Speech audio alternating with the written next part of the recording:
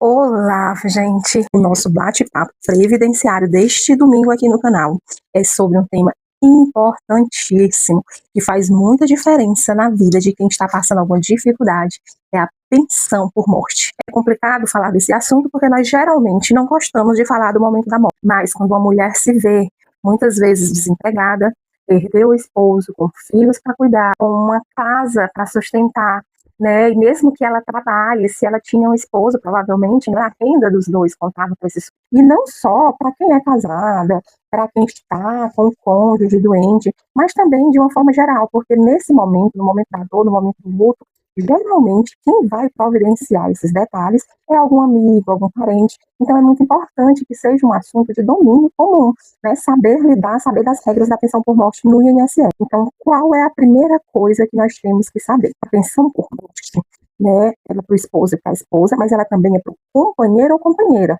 ou seja, aquela pessoa que vive em união estável. Então, já nesse momento, a gente derruba o primeiro mito da pensão por morte. Não é preciso ser casado de papel passado e nem ter a união estável formalizada. Mas, mãe, então agora eu não vou casar. Não é isso. O que eu estou tentando dizer é que se você não tem a certidão de casamento ou de união estável registrada, você continua tendo direito à pensão por morte. Se você viver em união estável de mais de 2 anos, fica atento a esse critério. O INSS exige pelo menos 2 anos de união estável, né, para que você tenha direito à pensão por morte do seu ou da sua cônjuge.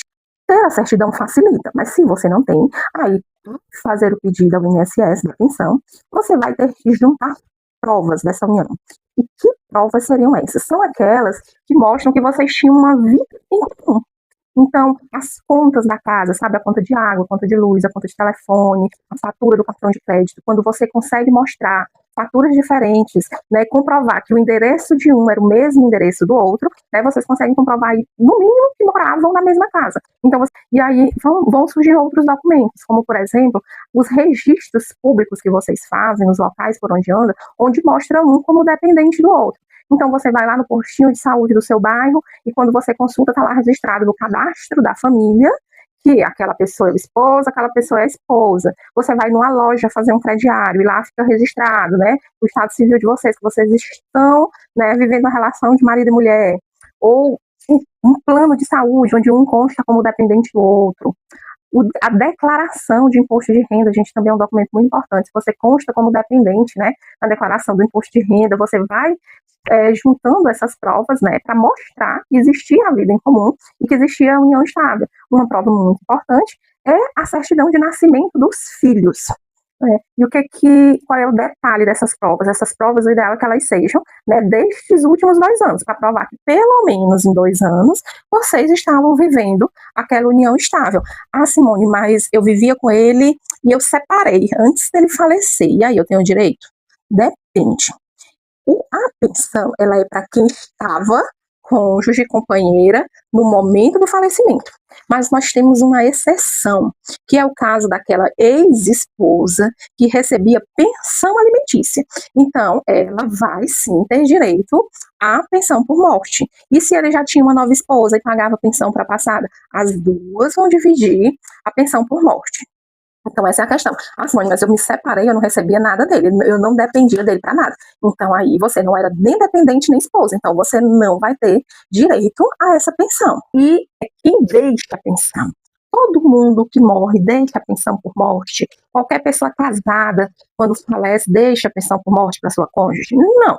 A pensão por morte, ele é um benefício para os dependentes de quem é segurado do INSS.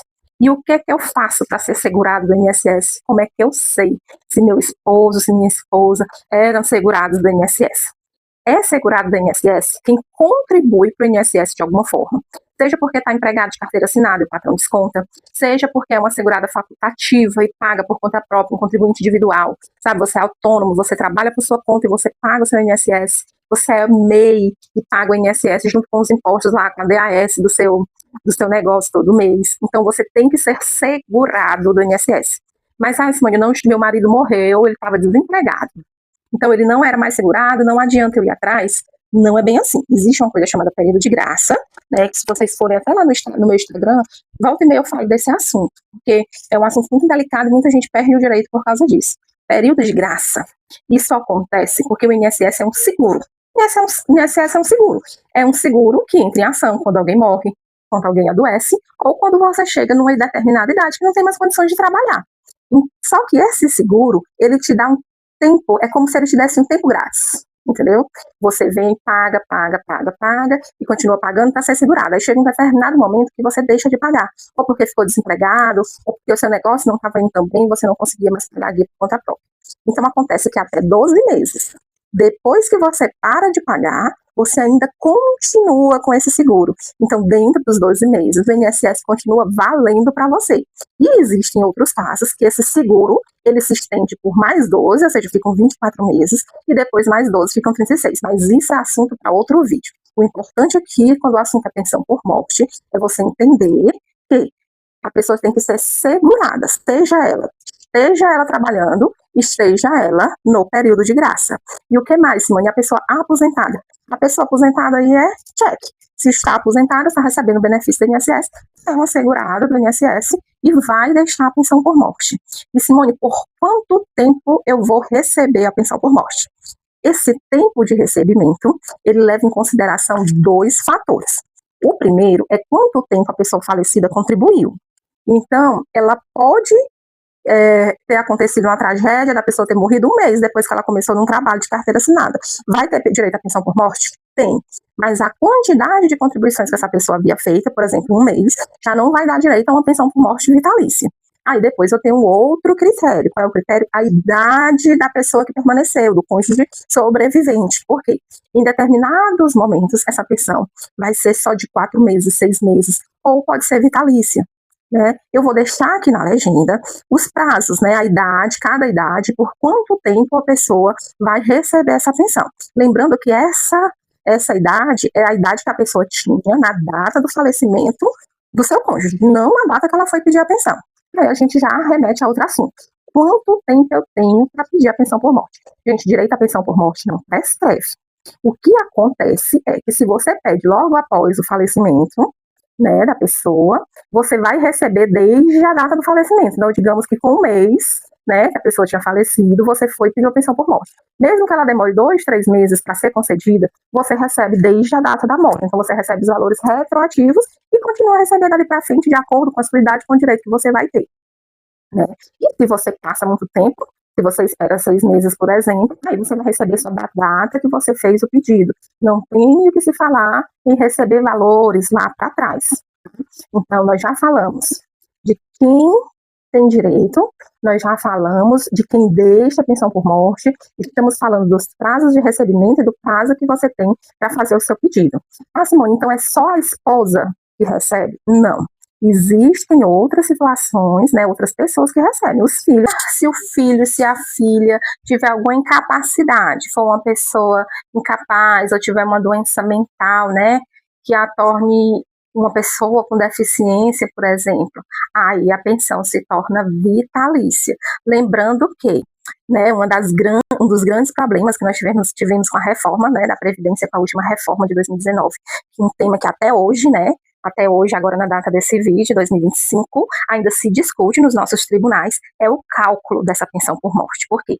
Essa pensão, ela começa em 60% do salário, né, de referência para o seu cálculo, ou seja, você não vai receber exatamente o valor que a pessoa receberia se fosse aposentada ou o valor que a pessoa aposentada recebia. Então, digamos que o seu cônjuge recebia R$2.000 de salário vamos lá, aposentadoria. Seu cônjuge era aposentado e ele recebia R$2.000 de aposentadoria.